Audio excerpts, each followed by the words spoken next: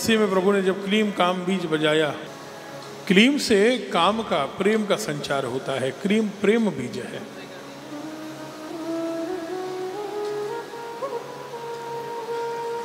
और गोविंद की बंसी सुनकर जब गोपियां आ गई तो भगवान ने उन्हें लौटकर जाने को कह दिया। गोपियां कहती हैं कि कन्हैया अगर लौटाना ही था तो बुलाया क्यों था? पहले आह्वान क्यों किया और जब आ गई तो फिर लौटने को कहते हो? ये तुम्हारी निष्ठुरता है। कृष्ण ने कहा कि गोपियों, न मैंने बुलाया, न मैंने तुम्हारा आह्वान किया, मैंने तो केवल बांसुरी में मधुर मधुर तान छेड़ी। आधी रात को मेरे मन में जागा कि मैं बांसुरी बजाऊं तो वंशीवट पर आया और मैंने बांसुरी बजाई। अब इसमें दोष तुम्हारा है कि तुम्हें ऐसा लगा कि मैं तुम्हें बुला रहा हूं, तुम्हारा नाम पुकार रहा हूं। गोपियों ने कहा कि कृष्ण, अगर आप अपने भक्तों को स्वीकार कर देंगे तो कलंक लग जाएगा। मयीवं विभोर्हति भवान् गदितुं निशंसम् संत्यज्य सर्वविषयास्तव पादमूलम्।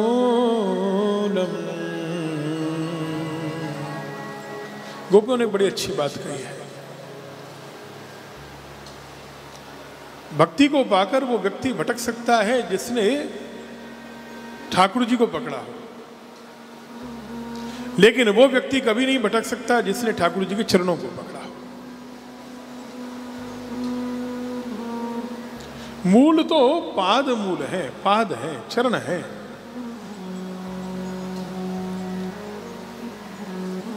जिसने भगवान के चरण शरण ले ली है, चरणों को पकड़ लिया, वो व्यक्ति कभी भी भक्ति के मार्ग से पतित नहीं हो सकता, वो नास्तिक नहीं बन सकता, उसके जीवन से भक्ति कभी समाप्त नहीं होगी। अपितु पाद मूल की कृपा से भक्ति निरंतर बढ़ती चली जाएगी। भगवान केवट के ऊपर हाथ रखने को तैयार हैं, केवट को हृदय से लगाने को तैयार हैं, लेकिन केवट को तो ठाकुर जी के चरण कमल चाहिए।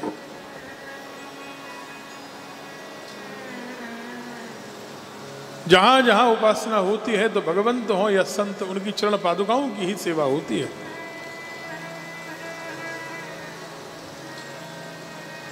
क्योंकि ऊर्जा का बड़ा केंद्र हाथ है या चरण है। गोपियां कहती हैं, कृष्ण अब हमें वापस जाने को मत कहो, नहीं तो प्राण छोड़कर तुम में विलीन हो जाएंगे। शरीर छोड़ेंगे और तुम्हें प्राप्त कर लेंगे। हाँ, सिंचांगनस्त्वदधरामृत पूरकेण हासावलोक कलगीत जहरेच्छयाग्निम्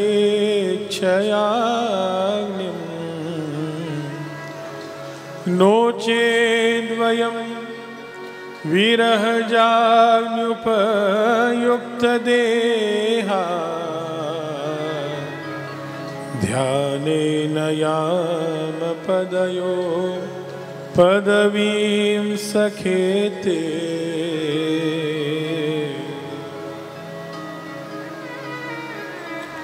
कृष्ण ने कहा, आओ गोपियों, तुम्हारी परीक्षा ले रहा था, प्रणय गीत तुमने गाया, मैं प्रसन्न हूं, हम महारास रचाते हैं। ये महाराज की जो भूमिका है ना, ये योग माया जी ने बनाई है। इच्छा भगवान करते हैं, इच्छा को पूर्ण करने का काम योग माया जी करते हैं। वो योग माया विविध रूप में है। श्री राधा रानी की कृपा से बंसी बन जाती है, पृथ्वी बन जाती है, ब्रजरज बन जाती है, यमुना जी बन जाती है, तुलसी बन जाती है, और योग माया तो है ही। ये मनुष्य की लीला नहीं है, ध्यान रखिएगा। अगर मनुष्य की कथा हो, आप इसमें कहीं काम वासना को प्रवेश कराएं, आप इस रासलीला में संदेह करें, तो ध्यान रखिएगा कि मनुष्य की कथा हो तो लगातार 6 महीने रात नहीं हो सकती, दिन तो होगा ना। अगर मनुष्य की कथा हो तो 1, 2, 4 दिन के बाद बिना सोए मनुष्य रह नहीं सकता। और भगवान की बात नहीं है कि गोपियां भी 6 महीने तक निरंतर नाच रही हैं, रो रही हैं, गा रही हैं, पुकार रही हैं, हर्षित हैं, बिना सोए, बिना खाए, बिना पिए 6 महीने रहना।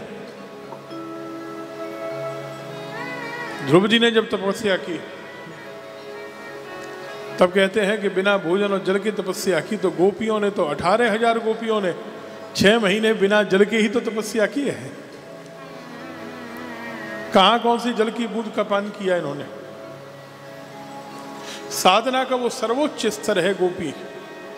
गोप्यः प्रेम ध्वजा। प्रेम की जब तुलना दी जाए, प्रेम का जब स्वरूप बताया जाए, तो नारद जी कहते हैं कि गोपियों से बड़ा कोई उदाहरण नहीं दिया जा सकता। हाँ। कि वंदे नंद ब्रज स्त्रीणा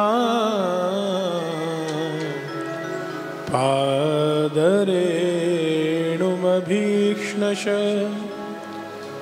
यासां हरिकथोद्गीतम् पुनाति भुवनत्रयम्